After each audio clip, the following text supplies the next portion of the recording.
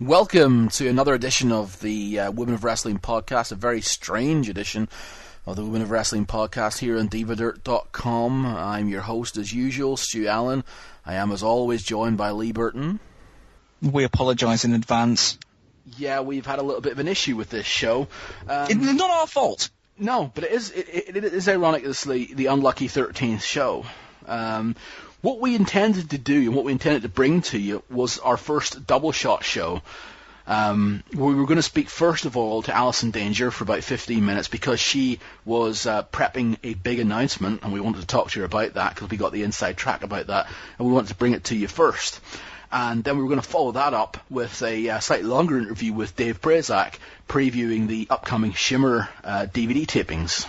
Yeah, no, this was all in the bag last week. Everything was recorded and ready to go. Yes, last weekend, in fact. And we've been waiting and sitting on this because Alison Danger's big announcement has been postponed through no fault of her own. Just circumstances are that this announcement just has still not been made. So we sat on it for a few days. We thought it might happen in the early part of the week. It still hasn't happened, so what we'll do is we'll split the show. And what you're hearing now is a post-produced extra bit to introduce you to what's going to happen, and we will take the Danger bit out and we'll put that out after this show, possibly as an episode 13 and a half. Because it's not a full episode in its own right, but as soon as that information, as soon as the announcement gets made, we'll get that episode 13 and a half to you. And we will keep the Dave Prazak interview, and that's going to be your main interview for this show. Yeah, so what we're going to do right now is we're going to fill you up with a little bit of the news that's gone on in the time between the recording of those two interviews for the double shot and what's gone on now, because there's been quite a lot going on. Yes, there has. Including, of course, first of all, the most important bit of news as far as women's wrestling is concerned in the last few days has been the unfortunate passing of Luna Vachon. A complete one out of the blue, because we'd heard that her house had burnt down and she'd lost a lot of her possessions and stuff, and that was a real sort of hit. And then after that, we hear that Luna's died completely out of the blue. Actually, while we were recording the interview with Dave. Yeah, we literally had finished talking to Dave when we first noticed the information coming through on the Twitter with what happened. So.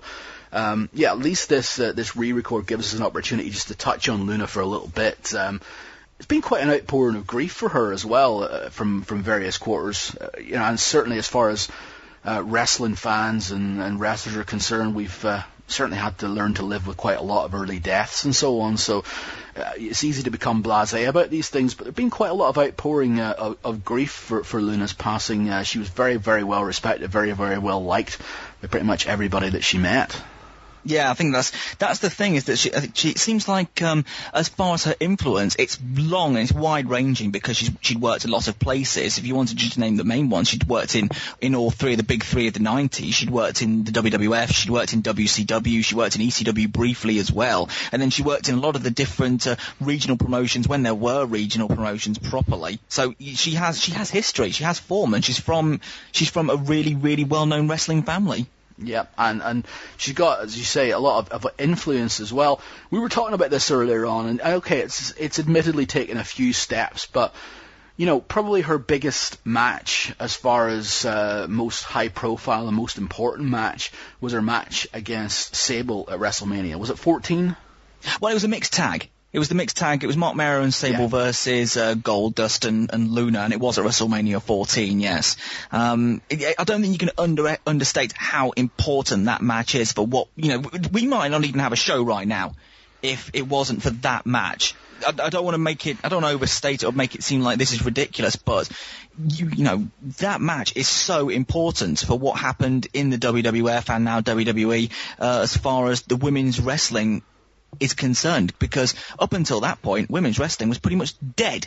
Yeah, there was nothing in WWE. There was nothing at that point, and Sable was being groomed as a star, of course, but not as a wrestler necessarily. This was her first wrestling match, if I'm not mistaken, and Luna carried her to the point where it made her look competent. And there's the story as well where they went to the back afterwards. Everybody surrounded Sable. Everybody said, "Well done. You look great out there. This was fantastic." And literally no one said thanks or well done to Luna Vachon. I think it was Owen Hart actually came up and said, "Anybody that watched that will actually know that you did all the work there." And that's kind of the one of the things with Luna. She suffered with bipolar as well. So she had some big highs, but she also had some crushing lows as well. And I think a lot of that did surface in some depression and so on. And I think that was one of the things that really did depress her. Is I don't think she really thinks she got the credit that she deserved as far as that match was concerned. But yeah, that match put Sable on the map as far as a wrestler. That was the match that solidified WWE's intention to bring back a women's title to put on Sable, which essentially then ushered in the entire women's division. Which again, in a roundabout ripples kind of way, if it wasn't for that, there might not be a Diva Dirt, there might not be a Women of Wrestling podcast. I guess if you look at it that way, it just shows how important Luna was, because women's wrestling in the WWF was finished in the mid-90s. It was just done. Medusa went to WCW with the belt. It got dropped in the bin. People know that story, and nothing really happened. And then all of a sudden, Luna rocks up, and she's got the whole thing going with Goldust, and it just so happened to turn into a match. And don't get me wrong, that was a really exciting match at WrestleMania. And sometimes you can get lost in it and realise, you think, oh man, Sable's really good, and then you realise actually Sable's just okay. But she's been taught how to do everything really well. Wasn't Luna working with Sable before that match to make sure that everything went all right? Yeah, I think the whole thing was laid out move for move. Very, very much like, for example, maybe Hogan and Warrior at WrestleMania 6. It was laid out so it couldn't go. There couldn't be any sort of wiggle room. Yeah, it was idiot proofed, and that would have all been Luna as well to make sure that it was all doable. And if the match had fallen apart, it would have been beholden on her to bring it all back. So yeah, I mean, great job as far as that match was concerned. But yeah, I mean, her influence and the people that she met over the years. There's been a lot of people who said a lot of very nice things about her, and it's sad as well just to sort of see the way that the turn the story is taken. That it looks like she's died of a possible drug overdose. That's certainly what the initial reports are suggesting. They'll wait until there's a toxicology report to confirm everything, but that certainly appears to be the way it's gone. And yeah, it's a real shame that she's unfortunately turned into another wrestling statistic. Yeah, a real pity. I don't think there's much more to be said, but I think Luna was one of the people who we were really looking forward to trying to speak to on this show. We were trying to track her down. That's actually a really good point. Yeah, we had made some inquiries with a couple of people actually to see if they could get in touch with somebody who would know Luna, and yeah, it was something that we had both talked about privately as someone that we'd love to have a chat with. Unfortunately, never going to happen now. But yeah, it's a shame. Well, other stuff that was going on as far as wrestling is concerned is we've got an all-diva season, very short season, but an all-diva season of NXT coming up. Yes, and it's ironic we were talking about how Luna was working with a woman in her first match and making it look good, because we could do with a Luna Vachon around in this season of NXT. God damn it, this should be very, very needed. Let's run through this quickly. But we got 6 girls, and now this shows you, by the way, just how last minute this all was as far as WWE were concerned. Up until a few days before the show, it was going to be guys and girls. There was going to be a mixed season, but for whatever reason, they decided to go with an all divas season, and instead of having 4 girls, which was the original plan, they ended up having 6. So they ended up adding 2 girls to this, like literally with a couple of days' notice. Now, on face value, you think, great! Yeah, you think, oh, great, a big showcase for the ladies. This will be good fun. Stop and think about it for a minute here, okay? Don't want to be negative Nancy's about this, but... No, we're not being negative. I think we're being realistic. Yeah, exactly. And we've been talking about this before we came on air, and... let's look at who we've got on this show. We've got AJ Lee, who's got a little bit of experience on the indies. She's by far the most accomplished of the NXT 6. As of the rest of them, though, P. Green probably doesn't do it justice. Lime green, iridescent green, the same colour as El Matador's tights. Yeah, I mean, we got Naomi Knight, who's currently FCW champion down there, but I mean, very green as well. She's a former dancer in the Orlando Magic. She's going to be quite athletic and so on. But, again, very, very green. Oksana, who's, probably had, a handful of matches, if that. Jamie Keys, who's, again, I'm not even sure she's had any more than a handful of matches either. And wasn't involved in wrestling until last December when she was on TNA's television as a valet for Kevin Nash for one night. Yeah. And Aloysia as well, who's the former Isis the Amazon based out of Florida. He was a very, very recent sign-up as well. And they put her straight on TV now. She's 6'9", legitimately, which is an amazing sight. She is an absolute freak of nature, just an amazing person, like you said. Put it this way, if you wanted to have her in the ring, she could pretty much stand and be eye to eye with Kane. Yes, and if she was wearing heels, she could go eye to eye with the Big Show. Absolutely incredible. But the thing about it is, there are some big issues with putting Aloysia on this season of NXT. Number one, her inexperience. Okay, this is which is vast. Which is vast, and again, she'll be the first to admit this as well. She's not hugely experienced. TNA actually passed on her as well, just as far as that's concerned. Just to mention that. But WWE did sign her up. They did see potential in the fact that, a 6'9" woman, and who wouldn't see that potential? Oh, God, I would have hired her in a second. Yeah, but you don't put her out on TV and have her do matches immediately without at least giving her some time and developmental to try and paper over some of her issues, some of her working issues. Yeah. Now, she's not going to say, no thanks, I think I should work in developmental for a bit longer. Who would? Who would? You'd say, you've got the opportunity to be on TV, you're going to go for it. What the hell? You're just going to hope that everything goes well. However, I think it takes somebody, like a parent, to say, actually, I don't think you're ready for this. I think it would be irresponsible for us to put you out in this current situation. Maybe we should just hang back and see what happens. But no, WWE decided to just force her out there and say, here you go, sink or swim. We're going to put concrete boots on you too. Try and swim. Yeah. And the problem as well is, she's going to have to work matches most weeks. These matches cannot be long matches. If any Aloysia matches go longer than 60 or 90 seconds, that's too long. She has to just go in and crush people. She has to be an absolute killer. This is how she has to be booked. Yeah. And whether they've got the cojones to do that and put somebody over that strong, I don't know. But yeah, I guess we'll wait and see. But okay, so you've got a 90-second match with Aloysia every week. What are you doing with the rest of the hour?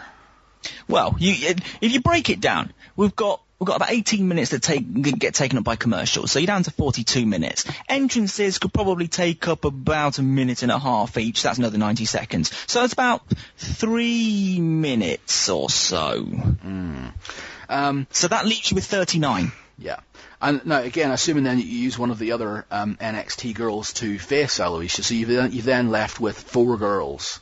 So you've got potentially maybe 2 singles matches, maybe 2 tags if you involve some of the pros as well. And we'll get to those. But how are you going to fill an hour with these girls? You're going to have to ask them to work longer matches, which they can't do at this point in their careers. They can just about, do the shorter FCW matches, but you can't go out there and say to Maxine and Oksana, all right, you got 15 minutes. Yeah. Here, carry a show. It's not going to happen. And that's irresponsible. It's irresponsible because it will expose them badly.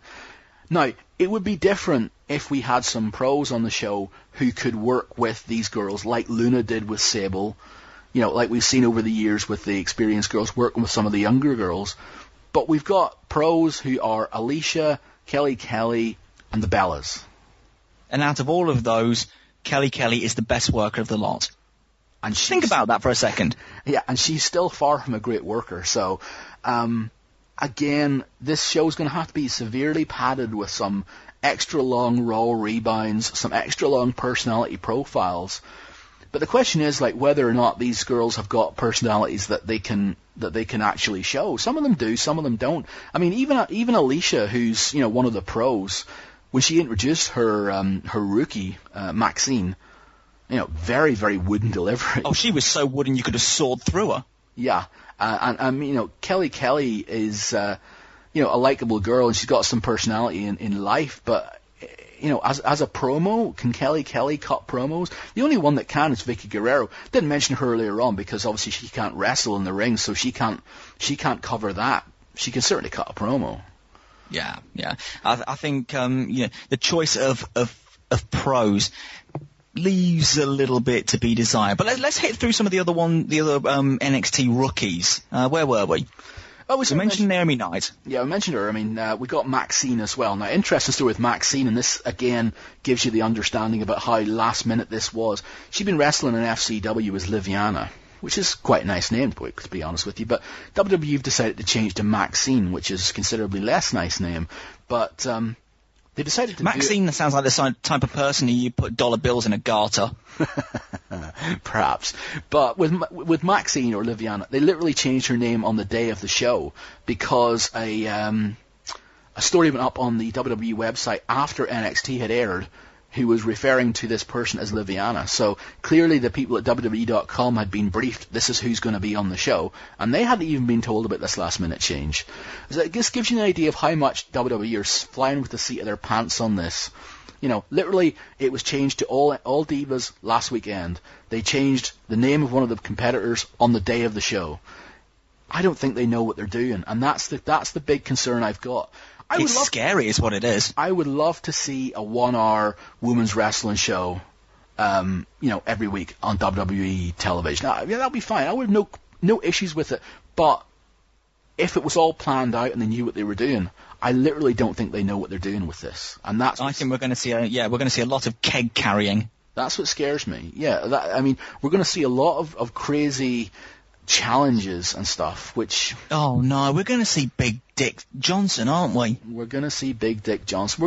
We're going to see all the sort of stuff that they used to do in the Diva Search as well. For all the people who hated the Diva Search, we're going to see all that stuff as well. We're going to see we're probably going to see Kamala, and they're going to have they're going to hit on Kamala. Yeah. They're going to have to eat cake sexily. Yes. They're going to have to do all of these things to try and fill an hour of television for 5 weeks with these people. And now, what happens when they actually start to eliminate a couple of these girls? What happens by the time week 5 comes around? Have we got... Well, that's it. I guess you're not going to eliminate Aloysia first, are you? Well, you might. Depends. You're going to eliminate your 6'9" woman on the first show. It depends if it's open to fan voting and fans don't like Aloysia. I mean, I don't think WWE really necessarily wanted Caval to win season 2. I think they wanted Alex Riley or Michael McGillicuddy to win. But they ended up opening it up to the internet, and the internet spoke, and they said they wanted Caval to win. I'm just saying, something could happen. Aloysia may not win this, if that's who they want to win it. I'd vote for Aloysia to win. Aloysia just sounds like the sort of thing where you lose your hair. It does sound like alopecia. I've been thinking about that all day, yeah. Bad idea. What was wrong with Isis? Apparently she came up with that, so it's obviously not suitable. Anyway, moving on. Aksana, she'd been coached by Goldust. How do they pick these names? They just pick a handful of titles out of a Scrabble bag. Yes, I think they do.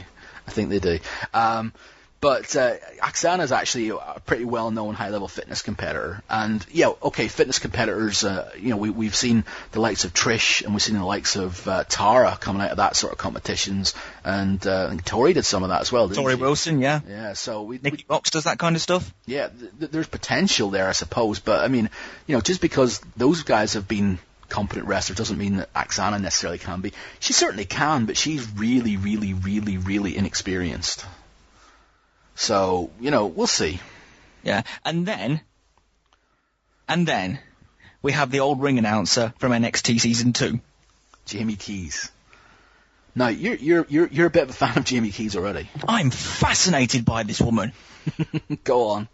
Her physique is incredible. I looked at the picture of her when she was doing the ring announcing, and she was wearing this short dress, and I was thinking, Jesus Christ, you could cut diamonds on those thighs. It's always a positive. Absolutely. So I'm thinking, oh man, I could look at you all day. But at the same time, again, not exactly the most talented wrestler. Again, just through inexperience. And again, we're being realistic about this, and it sounds like we're being negative about it. But it is just literally a case of, like, we're not having a go at any of these girls. We're not saying that they shouldn't be in WWE or anything like that. Just that, put them in developmental for a while, let them learn how to wrestle, then bring them up. Don't stick them a lot on TV when you clearly have no idea what you're doing for 5 weeks. You don't rush them through when you've got just over a month of TV to fill. You could have done something else. You could have had maybe some of the people from season 2 of NXT come back for a second shot against somebody else. Some other people, maybe the 4 male guys who you had. Well, no, who you were going to put on. There were supposed to be 8 male guys and 4 girls. Of the guys that were supposed, it was supposed to be a full length season, but they've just got this 5-week thing instead with the girls. But I mean, as far as the guys were concerned, there was talk that Gladiator Goliath from the UK, Barry Griffiths, he was going to be on it. Bo Rotunda, Husky Harris's brother, was going to be on it. Wes Briscoe was going to be Gerald Briscoe's son. He was supposed to be on it. Ricky Steamboat's son was supposed to be on it. There could have been some potential there for some of the guys. The former Consequences Creed was meant to be on it, wasn't he? That's a possibility. Yeah, exactly, yeah. So we've got all of these people who were initially earmarked for a season 3 spot. They've been pulled out of that temporarily. Presumably, if there's an NXT season 4, they'll be part of that. But if anything, that's the best thing that could have happened to them. But if anything, it just seems like season 3 is like a 5-week holiday, and I don't know. I mean, to me, if anything, NXT with these girls and plus Primo and Goldust as well, this is going to have to be the most tightly booked show of the week as far as WWE are concerned. And I can almost guarantee you, with the exception of Superstars, it will be the show that receives the least attention as far as creative is concerned. Well, that's the problem, is that it's not going to get cared about that much, so they're not going to worry about like scripting or promos or anything like that. So essentially what they're going to say is, go out and wrestle. Yeah. And that's where the problems begin. Or cut unscripted promos. Which could be even more dangerous.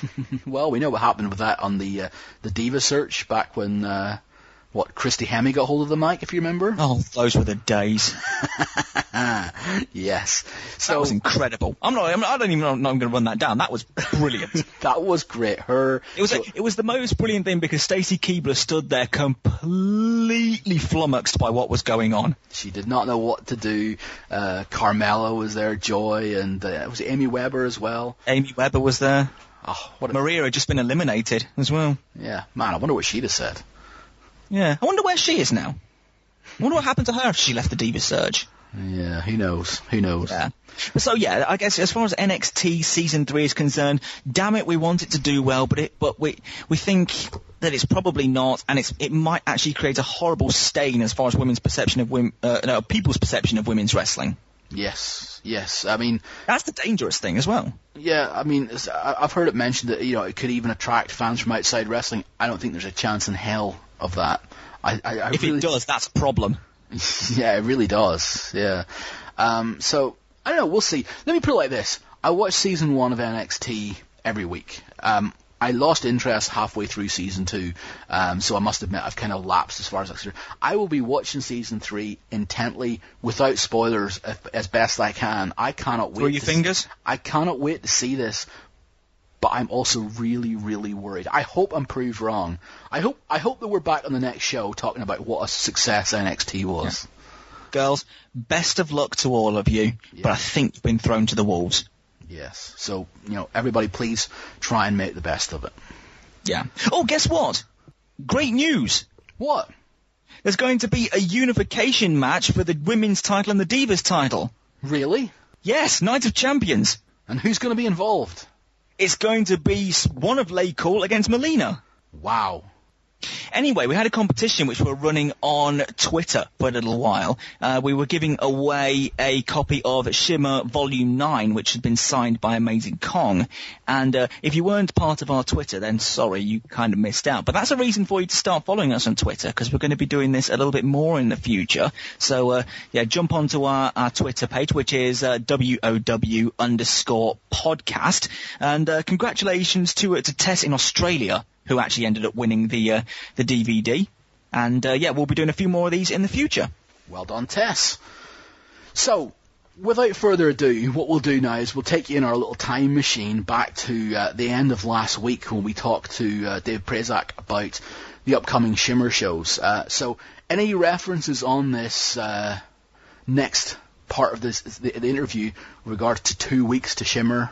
Please disregard. It's now 8 days to Shimmer. About that. Yeah, it's very, very close. It's next weekend, essentially, is what you need to know. It's the 11th and 12th of September. So, without further ado, let's go to Dave Prazak. We're back here for the second part of our wacky 13th edition of the Women of Wrestling podcast, and the twist this time is that our guest is not a female in any way. He is Dave Prazak. What makes it so wacky, other than I'm a part of the thing? I mean, Allison Danger's kind of wacky in her own right, but... That is true. Was she more wacky on the Women of Wrestling podcast than she usually is on the untitled Allison Danger project, Alan Parsons project, whatever it is? No, she was very professional during this part. If you want to hear her sounding wacky, go back and listen to episode 1. The Amber Parsons project. That was Amber's maiden name, by the way, Amber Gardner. Anyway. Oh, see? That used to be an old joke, the Amber Parsons Project, Eye in the Sky. Anyway, women's wrestling, yay! That's very interesting indeed.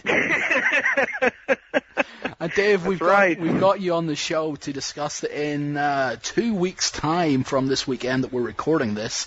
We are going to be in Chicago to see you, and more importantly, to see volumes 33 through 36 of Shimmer Women Athletes in Berwyn. That's right, 4 DVDs, man. Yeah, we got you on to do a preview of what we can expect on that show, and I think we've got all of the talent announced so far for the shows. What else can you tell us about what's coming up? Well, we do have, I believe, either 27 or 28 wrestlers announced for the main show. They are on the front and back of the flyers that we've posted the images of on SHIMMERWrestling.com and pretty much plastered it all over the internet. And those are the wrestlers that will be a part of the 4 DVDs. Not everybody will be wrestling on every DVD, because if we did that, then we'd have, 16, 17 matches on every DVD, which is just ridiculousness. As it is, it's pretty ridiculous that we have 10 or 11 matches on every DVD, because they are long shows. But, 4 DVDs worth of live women's wrestling in the Chicago area. If you're listening to this and you live within driving distance of Chicago, and you've never been to one of our shows, I would recommend giving it at least one shot and see if you like it.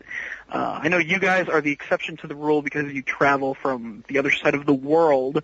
You're not necessarily driving distance. Testify. But I mean, what do you guys think about the live experience of a Shimmer event in Berwyn compared to your typical independent wrestling event or just wrestling in general? What do you think what makes it different? It's really just the fact that these guys put forward so much effort. I mean, when you go to the shows, you're always rewarded by, you get to see a lot of the younger girls coming through as well. You get to see some new talent that you haven't seen before. And when you get to the top ends of each card, and you're going to have 4 of these across the 2 days, it's really, really top quality stuff. I mean, stuff like Cheerleader Melissa and Ayaka Hamada on the last set, or Hamada and Del Rey on the set before that. I mean, stuff like that is stuff that you're really not going to see anywhere else. You can't see anywhere else. Yeah, and I think that just in my personal opinion, after editing the footage and just putting the final touches on the DVDs from our last set of tapings, Hamada was one of the wrestlers that really stole the show, and she only had 2 matches at the last set of tapings, and she's going to be on all 4 DVDs this time. But like her and Cheerleader Melissa, I think that it was one of the best matches we've ever put on. It's the main event of Volume 32, which is going to come out in about 2 weeks. It's probably going to be released a couple days before the tapings. But just an all-around very good match, in my opinion, from both of them. And it speaks volumes of the work ethic of someone like Hamada that, she's wrestled in Japan and Mexico in front of thousands and thousands of people on these huge wrestling events for various promotions, and she's booked for TNA here in the United States, and she just happened to get put on an independent wrestling show as a side booking as part of her TNA contract, and wrestled in front of 250 people, and her and Melissa was like 20 minutes long and very, very physical, and she made sure, along with Melissa, that everybody that was in the crowd that night, and everybody that's going to watch it on DVD, got their money's worth. And, someone in her position could have very easily said, I'm in a 250-seat Eagles club on some indie show, and I don't really need to put in a strong performance. She could have mailed it in, but she didn't. She's not like that, and that's what I think makes Ayako Hamada one of the prized women's wrestlers for any promoter to have on their roster in this day and age. And correct me if I'm wrong as well, across these 4 DVDs, you're actually planning to use Hamada on all 4 DVDs, aren't you? Yes. She's going to be wrestling 2 matches per day. And, a lot of the top talent, wrestlers like Melissa and Sarah Del Rey and Daisy Hayes, like the quote-unquote headliners that we've had as the featured performers, like the rotating main event caliber wrestlers, if you want to put it that way, over the past couple of years. They typically are on all 4 DVDs or 3 out of the 4 DVDs, whereas like kind of the undercard, the newer girls are more of a rotation just so that we can fit 28 wrestlers in the course of a weekend on the shows, but we can't have all 28 on every DVD. But we try to make sure that the top stars are on each DVD, and it's going to be great to have Hamada on all 4. She's only had 4 matches in Shimmer up until this point, and all 4 of them I thought were tremendous. None of them could have been considered her mailing it in. It's just all the props in the world to Ayako Hamada for giving those 20-minute performances for a little Eagles Club crowd, and making sure that no matter where she's wrestling or the size of the audience, she gives it her all.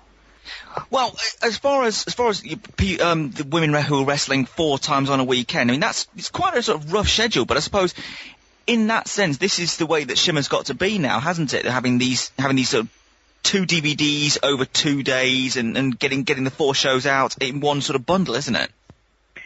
Yeah, because of our business model, we kind of have to do it this way.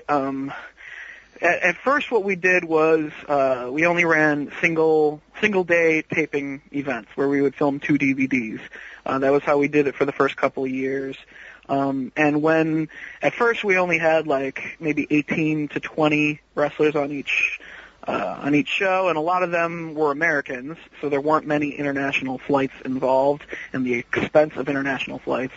So it was easy to, at least break even on costs of running those shows, only having 1 day of ticket sales and 2 DVDs worth of revenue coming from it. But because now we have 4 Australians and we've got multiple Canadians, and on this set of tapings we have the 3 young Joshi girls coming from Japan, plus, Hamada, plus there are members of the S-Ovation office and ring stars that come over for the tapings with the girls.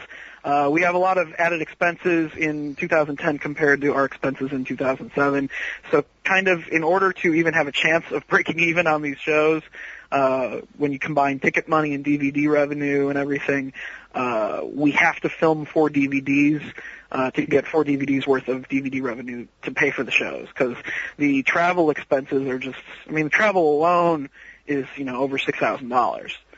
So, and that's just, that's just the plane tickets. Then we've also got hotel rooms for everybody for, in some instances, 3 nights for the people that travel in on Friday evening and then wrestle on Saturday and Sunday, and they're out Monday. So we've got hotel rooms for 3 nights.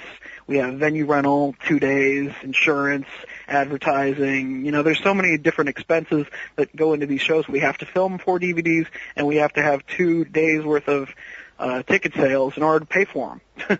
So it's required in order to pay for these shows, to do it in this format. You mentioned about the S-Ovation girls. We should probably just touch on them right now, because they were a massive hit in April when they all came over. Ayumi Kurihara, Mizaki Hata, Tomoka Nakagawa, and Hiroyo Matsumoto. Now, Matsumoto's not coming back for this set of tapings, but the other 3 are. But it just shows just how popular they got over just the space of 2 days. Yeah, and I went into the April tapings not being very familiar with their work in Japan. they kind of got dropped in our lap as far as making the arrangements to have them on the shows. They decided to make a trip to the United States to try to get their name out there. In another part of the world, wrestled for us and wrestled for Jersey All Pro and did some training at the ROH school.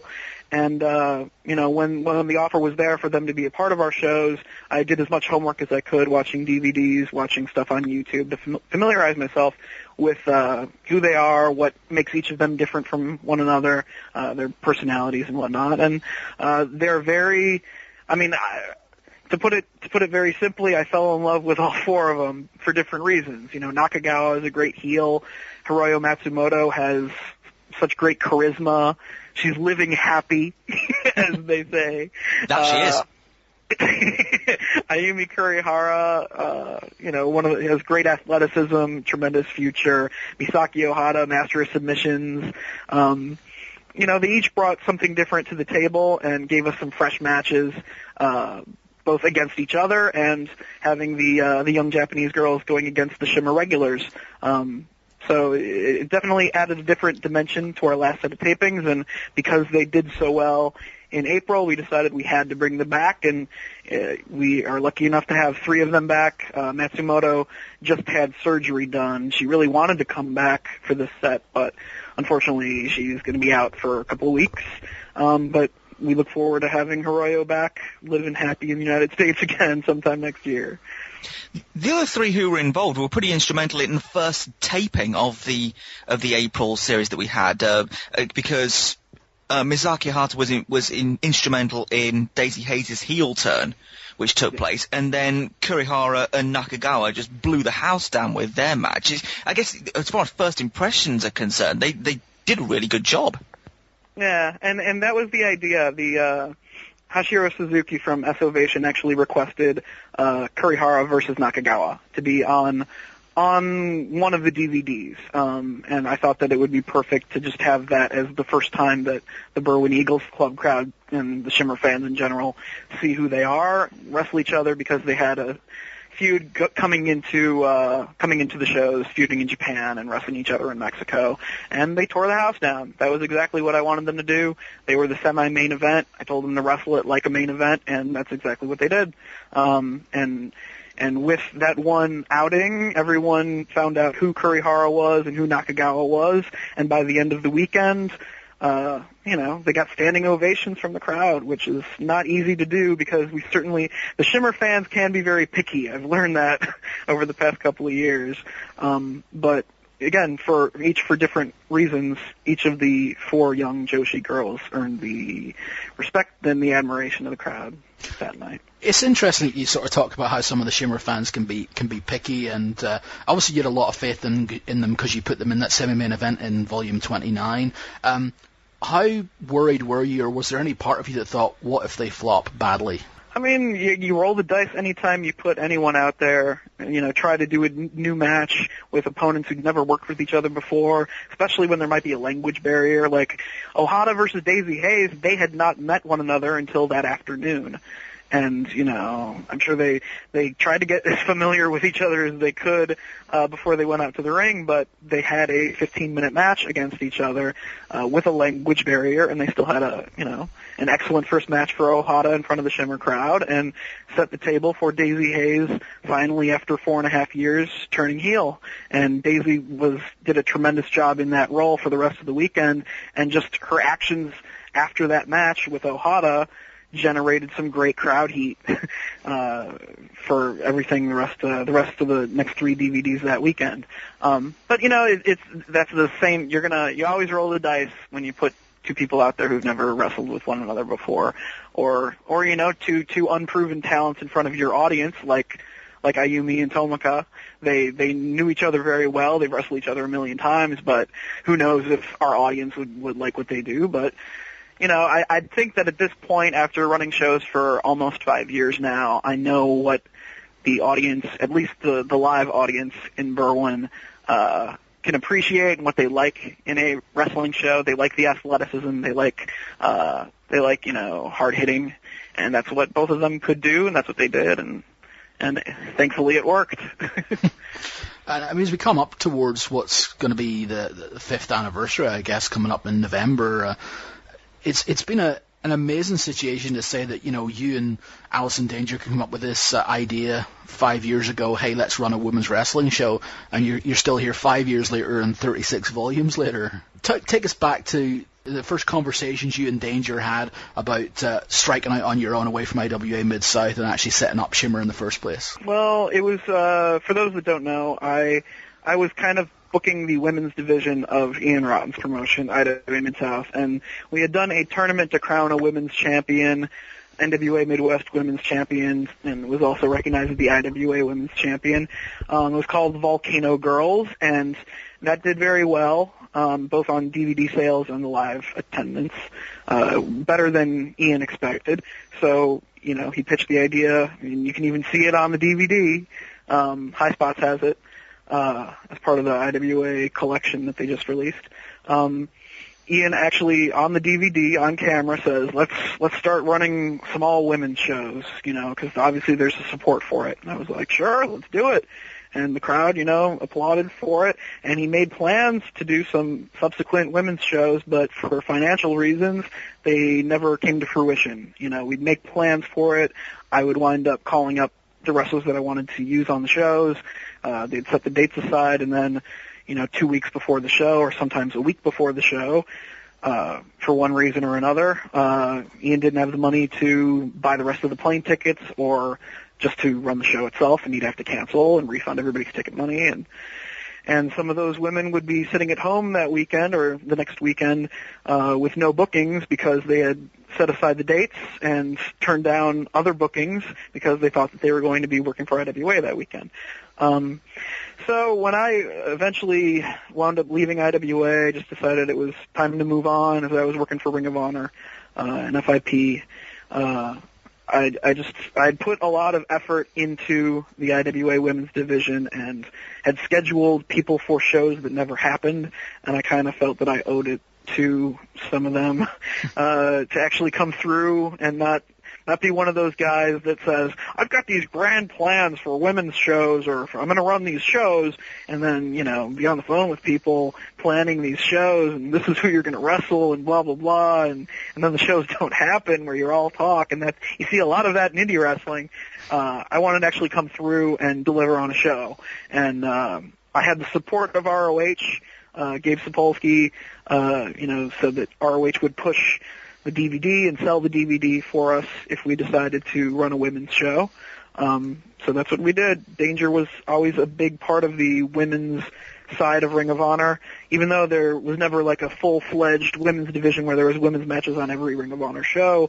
Between her and like Tracy Brooks, Daisy Hayes, Lacey, she was one of the few women, Alexis Lurie in the early days of ROH. She was one of the few women that was around ROH from the very beginning. She was on the first show.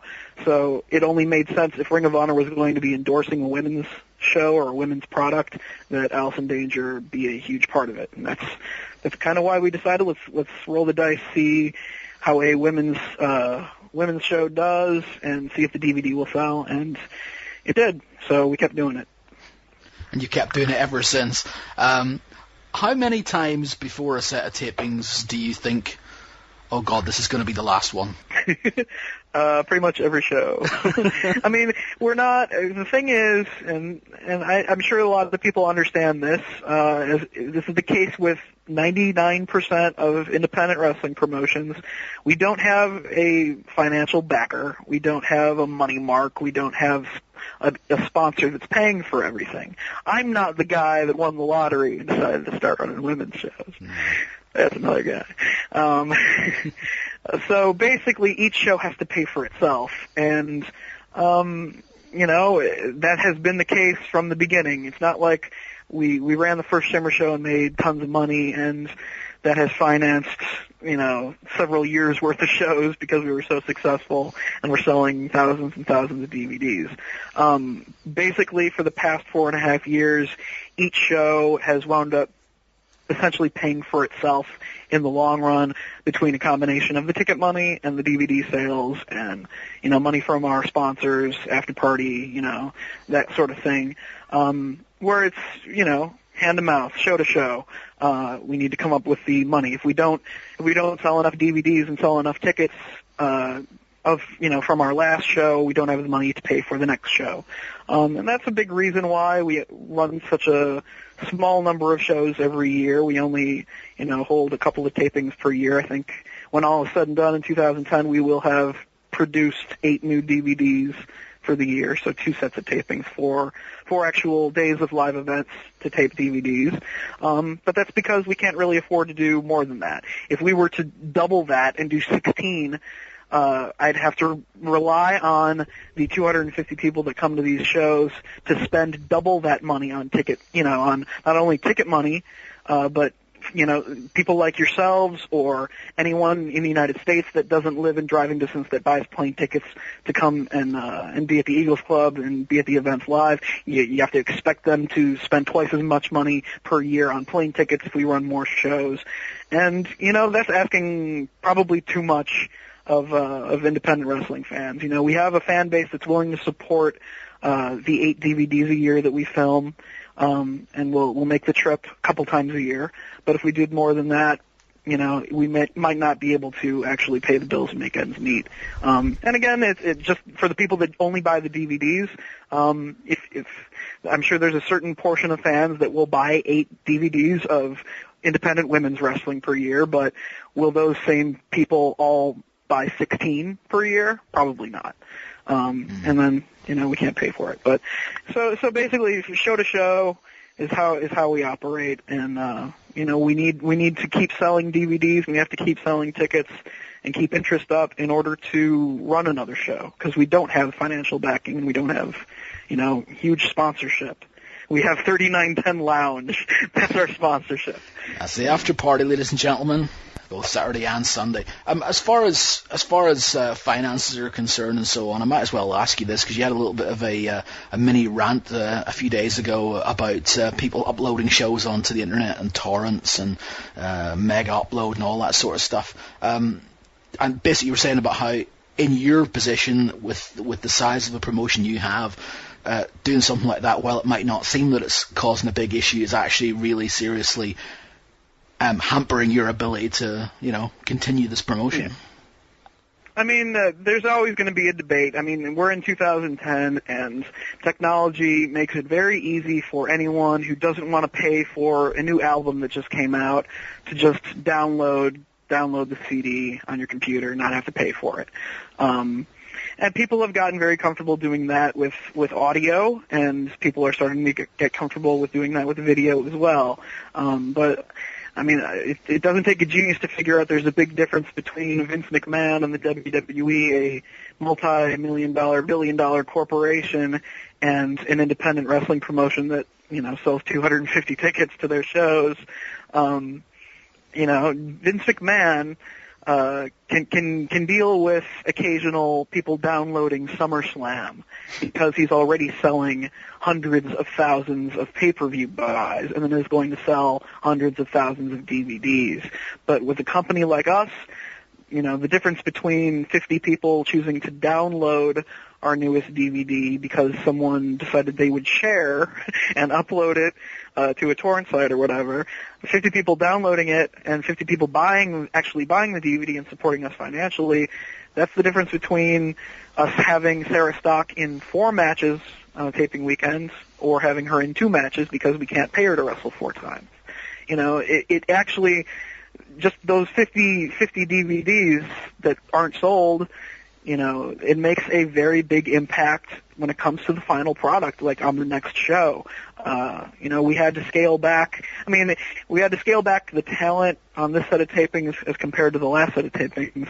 And part of that was just because we had too many people booked, and we had too many matches on the shows, and the shows were too long, and we just had to scale back timing-wise. But also financially as well, we spent too much money on the last set of tapings, and we had to cut back a little bit. And if we were to have sold another 150 DVDs, maybe we would have been able to, for instance, afford the flight from Montreal for Lufisto and pay Lufisto to wrestle and put her up in the hotel for 3 nights and, cover all of her other expenses.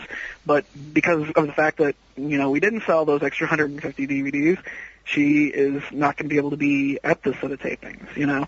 And we're going to have to do that from now on, you know, unless business really picks up and we can afford to have the luxury of flying in 35 wrestlers. We're going to have to get that rotation going on the undercard where, you know, some wrestlers that we would love to be, well, we'd love to have on the roster as regular roster members on every show are just going to have to sit out, you know, one out of every 3 tapings. They're going to have to stay at home because we can't afford to bring them out. So, I mean, just keep that in mind. I mean, if you're a supporter of women's wrestling and if you appreciate what we're doing to provide an alternative to what you see on television, simply, you know, buy the DVDs. Because your contribution, just buying a couple of DVDs here and there, does help us considerably just to pay the wrestlers, you know. If we don't have revenue coming in from DVD sales, the girls aren't getting paid what they deserve. And as it is, they're not getting paid what they deserve.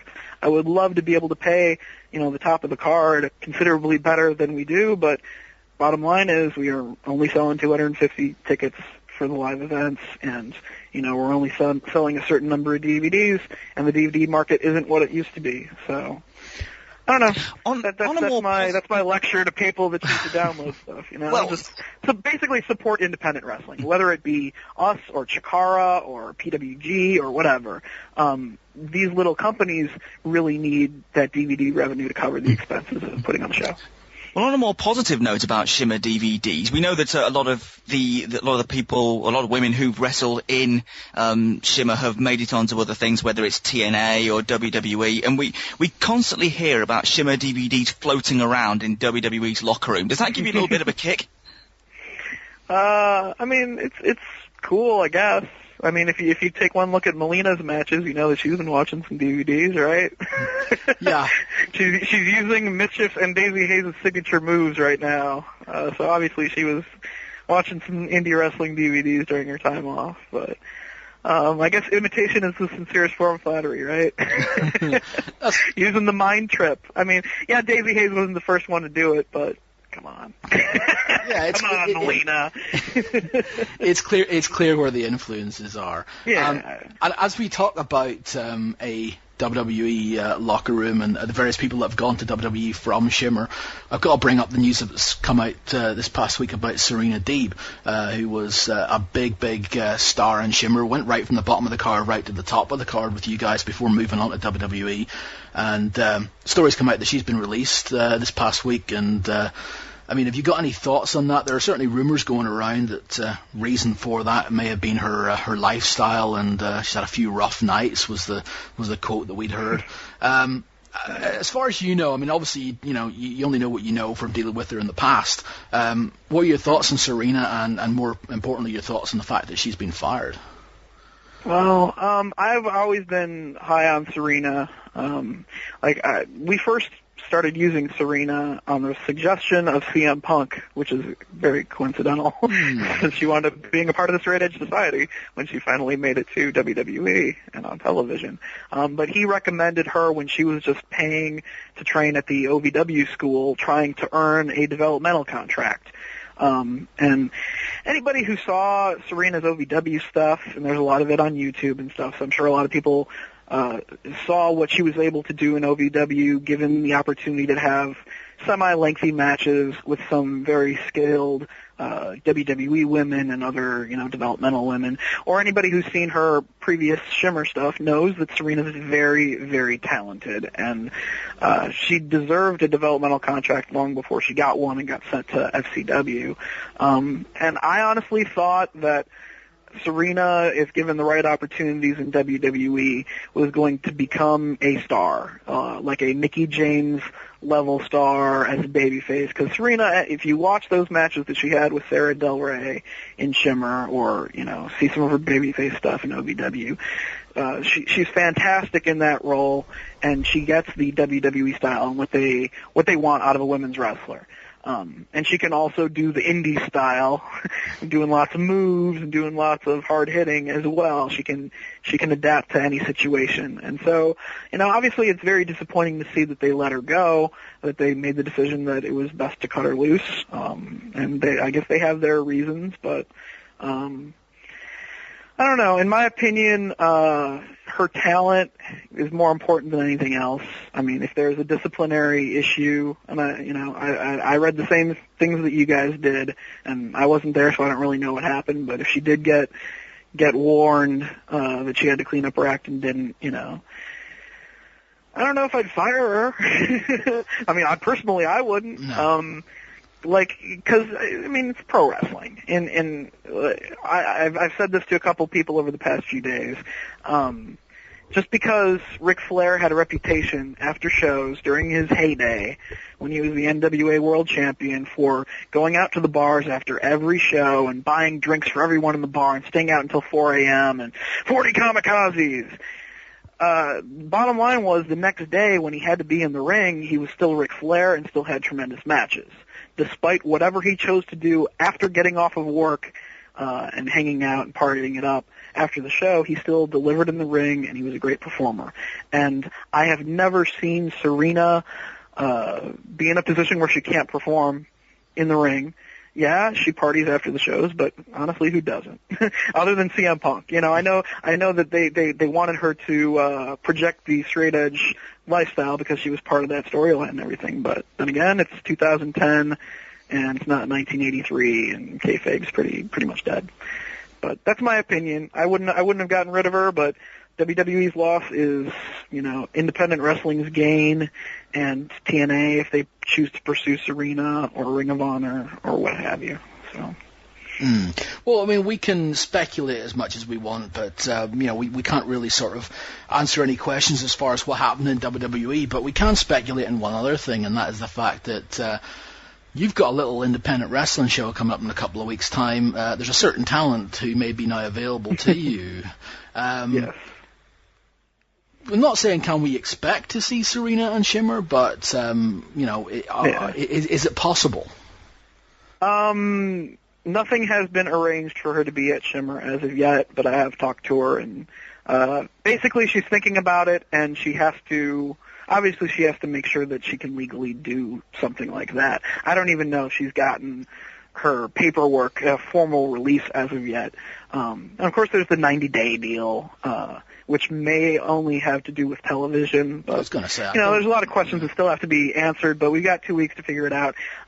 If it can be arranged, there's a chance that, she could pop up at Shimmer, but I would say for those that are coming to the shows, expect those wrestlers who are pictured on the flyer and advertised on the website to be there. And if there is anyone else that happens to show up that weekend, in addition to those that are advertised, just think of it as a bonus. But I'd love to see Serena in 2 weeks, whether she's on the show, if she can legally be on the show or not, just because I haven't seen her in a while, and I like Serena. Well, Serena, yeah, good point, by the way. We'll keep our fingers crossed. Yeah. Serena was one of those wrestlers who sort of went from the beginning, from the opening matches up to the main events in Shimmer. And it's interesting as well about the great impact that the Joshi girls made and so on. It interests me to ask you, who in Shimmer history so far has overachieved as far as what you originally thought they were capable of? Who's really surprised you and really taken the ball and run with it?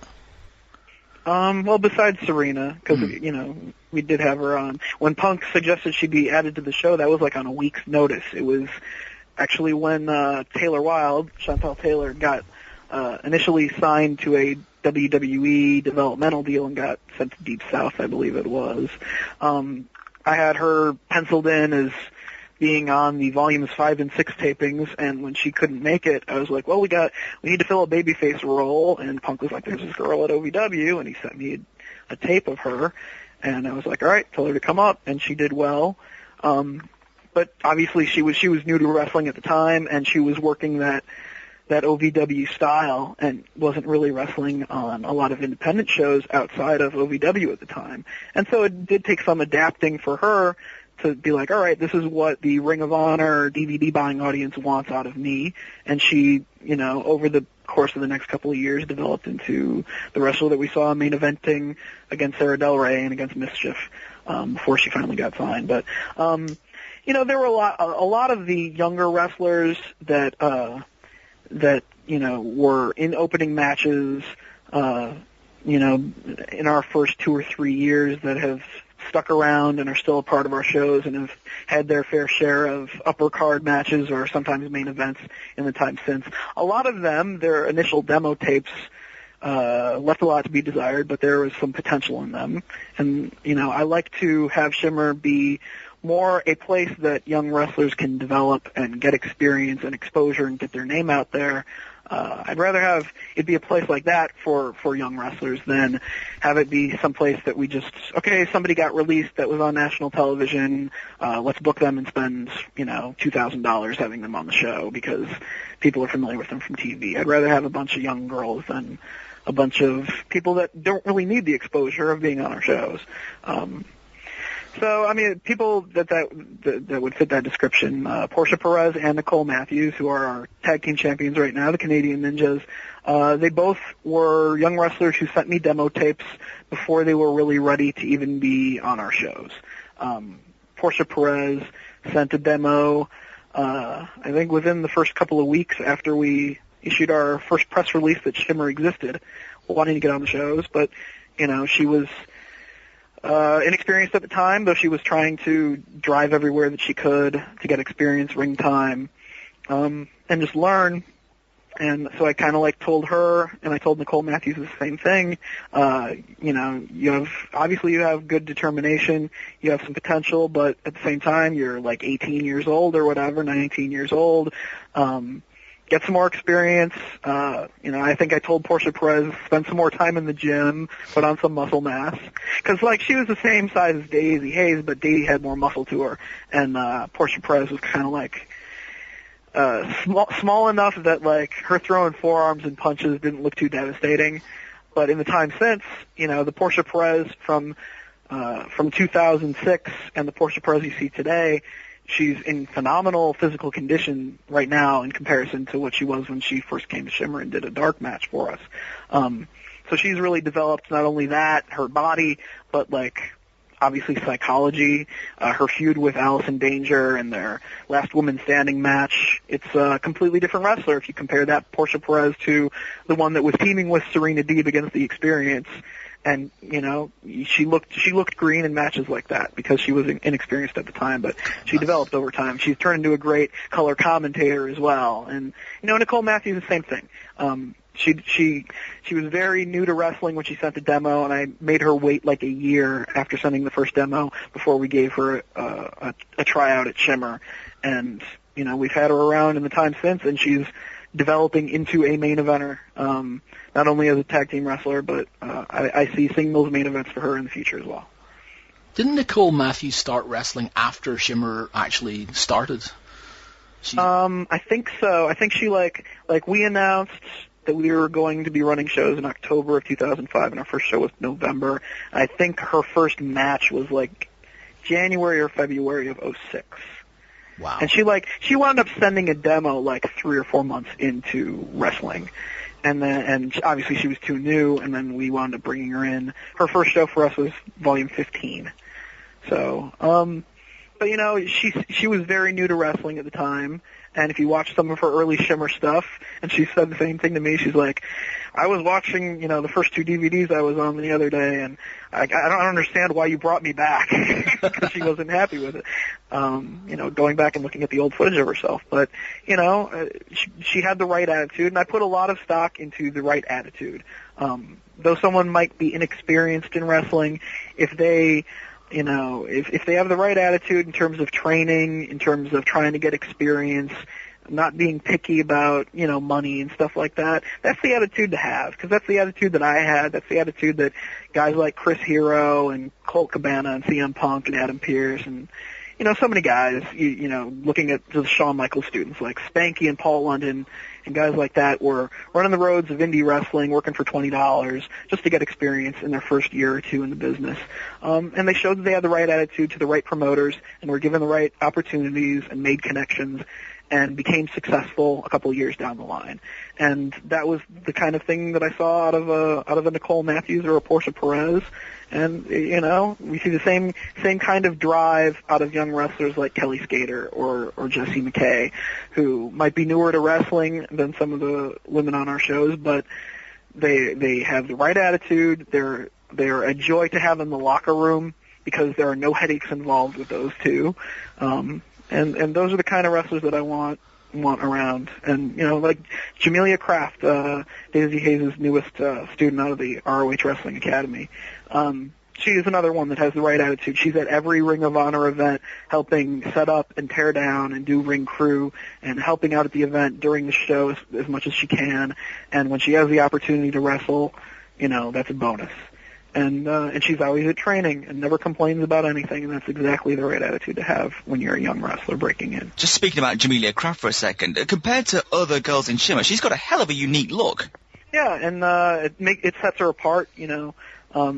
If there's one big criticism that I see out of a lot of people when it comes to the WWE women, it's that they all fit the same mold. They're that cookie cutter, skinny, blonde, fake boobs, you know, passable as wrestlers models, you know, that kind of look. And I take pride in the fact that if you look at a Shimmer show, there's a little bit of everything. You know, you have the amazing Kongs, you have the Jamelia Kraft with the mask and, you know, the fringe on her bodysuit and everything. You've got Mischief blowing the mist with the green hair. You've got cheerleader Melissa. You've also got, you know, the wrestlers that could be WWE style one day that, you know, that are good at the photo shoots and everything too. And then you've got, you know, just women that like to throw down like a Wesna Busick or a Mercedes Martinez, you know, Sarah Del Rey, that just like to mix it up and are proud of being physical, athletic wrestlers, whether they're male or female. And,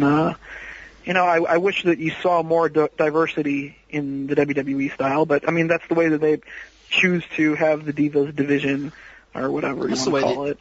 That's the way that's how they like to have it, and that's their prerogative. And because of the fact that we choose to do something different, it makes us an alternative. And if everybody did what we do, we wouldn't be an alternative, and we wouldn't really have the cult following, if you will, that we have. Yeah, I mean, you're talking about how that's how they want their Divas division, but their guys division's exactly the same. Everybody's got the same short back and sides, you know. Yep, that's true as well. Everyone's got the same body. The only difference is that Husky Harris guy had a different body type than the rest. But, I mean, when you only have one guy that looks different and the rest of them are that cookie cutter, you know, it gets boring. You know, people have said it a lot, you know, if you listen to a lot of other wrestling podcasts or whatever, you know, in the 80s, you had the Junkyard Dog, you had, you know, you had Dusty Rhodes, you had people that looked different, you had Big John Studd, you had different characters, Coco Beware, like, you had different personalities. You had Jake the Snake Roberts. He never looked like a bodybuilder. Ted DiBiase Sr. He never looked like a bodybuilder, but they were fantastic wrestlers. They could tell stories, and they drew huge crowds. And the same could be true today if they would, you know, take a chance on somebody, you know. It's funny, I mean, people have often talked about how if Dusty Rhodes or Ric Flair came along today, they'd never get a WWE tryout, but that's probably even the same for, you know, Ted DiBiase Sr. or Jake the Snake Roberts. They probably wouldn't even get a tryout these days either. Very, very true. And, you know, there's been a lot of talk, you know, over the past couple of years about how WWE is really only looking at guys who are, you know, taller than 6 foot and whatever. In that case, Shawn Michaels would have never gotten hired. Yeah. He would have never had a chance because he's too small, you know. Speaking of hiring, and what happened if he would have never gotten hired? You know, you would have lost one of the top performers of the past 15, 20 years. Speaking of hiring practices, what about the great quote that was attributed to John Laurinaitis about their women hiring practices after the Sexy Star tryout? If you're not good enough to be in Playboy, you're not good enough to work for WWE. Well, I'm wondering, I mean, obviously none of us were there to hear him say it. Obviously somebody repeated that to someone who wrote a newsletter or whatever, and that got circulated. I mean, who knows if he actually said those specific words, but, I mean, it's been pretty clear for the past several years that even if it was never said outright, that they're looking for, you know, models. Yeah. And if you don't look like a model, they're not really interested. Which is kind of sad, because there are some fantastic wrestlers out there. And Ayako Hamada thankfully has a job with TNA, and even though there was some criticism within American wrestling of like her weight at one point, I'm like, what?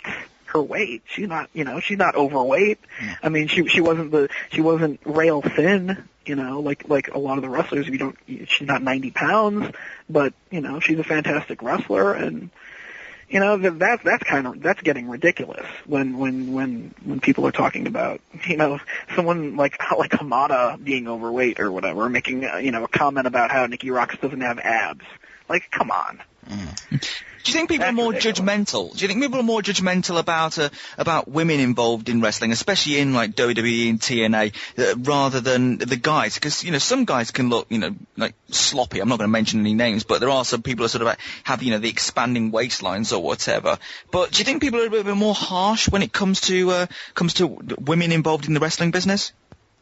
I mean, it seems that way. But thankfully with TNA, they had more of an open mind, both with the women and with the men, because they gave a strong push to Amazing Kong, and she got over huge, and largely the Knockouts division was built around Kong for the better part of like a year and a half.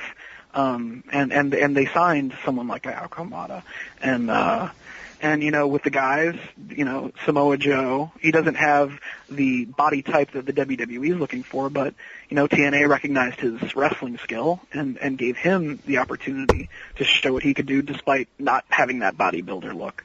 So in many ways, when we're talking about body type, at least companies like TNA and like Ring of Honor are more open-minded to a variety of different sizes. It's all shapes and sizes and characters.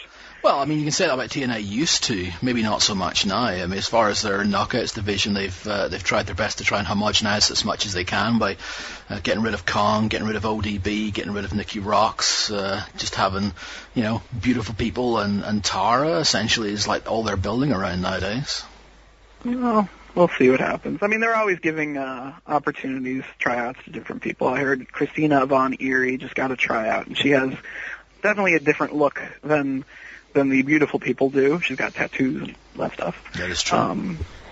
And Rosie Lotta Love had a job for a little while there. So, and she has definitely a different body type than the beautiful people did. But enough of this though. Let's swing it back to Shimmer, because let's remind ourselves we have got 4 tapings coming up, and as far as the top of that card is concerned, it's stacked at the minute with just a massive sort of traffic jam around that Shimmer title. Yes, Madison Eagles is the Shimmer champion. She's the 3rd Shimmer champion in our almost 5-year history. She was able to defeat cheerleader Melissa with her feet on the ropes for leverage in a #1 contenders match at our last set of tapings, and then went on to defeat Mischief for the belt. So obviously cheerleader Melissa feels that she was screwed out of the title shot that she was gunning for. She's never gotten a title shot in Shimmer history because of, for one reason or another, she's always been cheated out of wins in #1 contender matches, whether it be Annie Social distracting her and causing Wesna to beat Melissa and get a title shot, or what happened with Madison, her feet on the ropes, or multi-person matches where several wrestlers hit their finishers on her and then one of them got the pin. For one reason or another, she hasn't gotten a shot, and she felt that she deserves one, and Madison Eagles still needs to make that first title defense. And so she definitely has cheerleader Melissa to deal with. Ayumi Kurihara still has yet to be pinned or made to submit in Shimmer. She lost one match by countout at our last set of tapings, and that was kind of controversial the way that went down. But she cut a promo in Japanese on Volume 32, and it was played on the video screen to the live crowd at our last set of tapings, where she made the universal I'm coming for the belts, hands around the waist thing, saying I will be back, and she wants the belt. That's on her agenda. So she wants to work her way into a title shot. Mercedes Martinez has always been in and around the Shimmer title picture, for the past couple of years, and she is on a winning streak the past several DVDs. So she's trying to position herself for another title shot against the woman that she actually has pinned in the past, Madison Eagles. So yeah, there's a lot of people that are coming after the new champion, Madison Eagles, someone who's only had about five singles matches in Shimmer history so far. And a lot of people coming after her, and it makes for new matches at the top of the card because now Madison's the main eventer, along with a lot of these women who've been main eventers on our shows for 3 or 4 years. So, should be interesting. Lots of possibilities. Indeed. Well, I was going to say, as far as the taping schedule that you talk about now with doing the 2 days back-to-back and having 4 DVDs, that presumably gives you a bit more leeway and a bit more leverage as far as actually booking some volume-to-volume feuds are concerned as well. Yeah. And I've said this before, and I'll say it again, the biggest weakness in Shimmer for the first, maybe 3 years that we were operating was a lack of storylines, and a lot of that honestly had to do with the taping schedule, because we only would tape at first 2 DVDs in one set of tapings and then take a 4-month hiatus between tapings. We couldn't really book long term and start a feud that was going to last over the course of 6 or 7 or 8 DVDs, because the talent roster would always change so much with people getting injured and having to get surgery done. Mercedes Martinez had to get shoulder surgery and was out for 10 months for one stretch. We would have started something with her storyline-wise that needed to be resolved. She would be absent from the next several DVDs, and you never know who's going to get signed. So we were always very safe when it came to the booking in the early stages of Shimmer, and just tried to keep it from one DVD to the next as far as angles and storylines go. But now that we're doing the 4 DVDs over the course of one weekend format, we have the luxury of starting something on the first DVD and having it play out over the course of the 4 DVDs, and maybe either resolve it on the 4th DVD or kind of resolve it and leave it open-ended enough that it could continue at the next set of tapings if those wrestlers are on the roster still at that point when we do run the next set of tapings. So we're trying to add more storylines, more feuds and whatnot to the tapings as of late. I think that we've always tried to feature the best in-ring wrestling from bell to bell, athleticism and whatnot on our shows. But we're trying to add, a lot of people like to follow wrestling because they get into the stories and the feuds and the personalities involved and when those personalities clash. And we're trying to get that right mix of story to go with the great wrestling.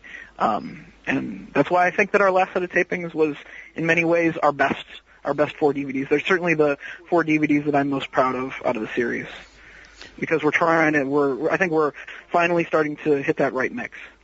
It occurs to me, I don't know if you've ever heard this description, but a friend of mine once described Shimmer as All Japan Woman if it was booked by Jim Cornette. And that's awesome, because I look up to Jim Cornette and try to pattern a lot of our booking around what he did in Smoky Mountain and what he did in OVW, trying to keep it simple. Booking wise, you don't need to reinvent the wheel. You don't have to reinvent pro wrestling. You don't have to swerve everybody. As long as a story starts and there's a reason 2 people want to fight, and they fight, and then one person wins, one person loses, and maybe coming out of that, you lead to another match between somebody else. As long as it makes sense, that's all you have to do. It's not you don't have to reinvent the wheel. So I just try to keep it pro simple. Wrestling's never that simple. Yeah, tell Vince Russo that. But yeah, that's the philosophy, is keep it simple, and that's what Cornette has always stressed, in his role behind the scenes at Ring of Honor the past year or 2. And that's what I try to do. Okay. Well, what have you got then as far as future plans are concerned? Do you think, as far as 2011 are concerned, that this is going to continue the same sort of maybe 2 tapings a year type thing, or could you countenance adding in a 3rd, or as you discussed earlier on, is that just not something that's looking economically viable at the minute? Consider adding a 3rd, yes. I was actually considering earlier this year about trying to do a set of tapings a little bit sooner than September, and then so that we would wind up having 3 weekends during the course of this year and filming 12 total instead of 8 total. But just timing-wise, I went out of my way to schedule these shows so that we ran them during the time frame that the Japanese girls were available to us. There are some big shows in Japan during early October, and there were shows in August that they needed to be at in Japan as well. So really the only time frame that they were available to do another tour of the United States was September, so we had to do the shows now. And just timing-wise, I wouldn't roll the dice trying to run another set of tapings 2 months later. And because again, I don't know if our live ticket buying audience would have the means or the desire to make another trip to Berwyn 2 months later. That's asking, again, I think that's asking too much of our audience, who are spending a lot of money both on tickets and on travel. And, when we do 2 consecutive days of taping, if you don't live very close to the Berwyn Eagles Club, that means if you're going to attend both of them, everyone is going to have to, spend money on a hotel room to stay in the area so that you're around to be there for the second day. So again, it's asking the fans to make a big sacrifice, and I think that anything more than three sets of taping weekends in a year would probably be pushing it, for the reasons that I explained earlier about, you don't want to flood the DVD market with too many shows, because our business model, we rely on our fan base to buy all of the shows in order to pay the bills. Okay. Well, so don't download them.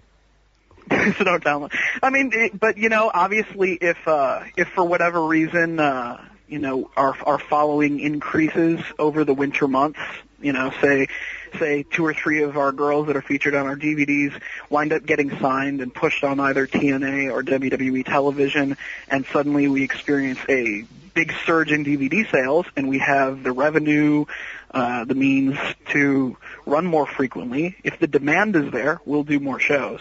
The question is whether or not the demand is there, and the demand means financially. So, yeah.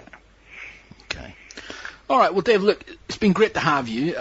We'll, I'm sure, have you on again in the future. We will see you in a couple of weeks as far as Shimmer is concerned. Final plugs then for the shows, September 11th and 12th, Berwyn Eagles Club. Where can people get the tickets? ShimmerWrestling.com. You can order by PayPal online. They will be available at the door on the days of the events if we don't sell out. And it doesn't look like we're very close to reaching venue capacity just yet. But, if we're on the verge of selling out, we'll certainly put something on the website during the last couple of days before the shows. But anybody in the Chicago area that is curious to maybe check and see what it's like to attend one of our shows live, come check it out. It's only $20 per day, and per day means over 6 hours of live women's wrestling each day. 2 full-length DVDs with an intermission in between, and a little meet and greet with the wrestlers. They go out at intermission to try to sell their DVDs and their 8x10s and their T-shirts, and you can get photos with the wrestlers. So they're very accessible, either at intermission or at the after party. So not only do you get to see a lot of live wrestling, but you get to actually interact with the talent. And I think it's a unique experience that you can't really get anywhere else in independent wrestling. The atmosphere at a Shimmer taping is very unique, and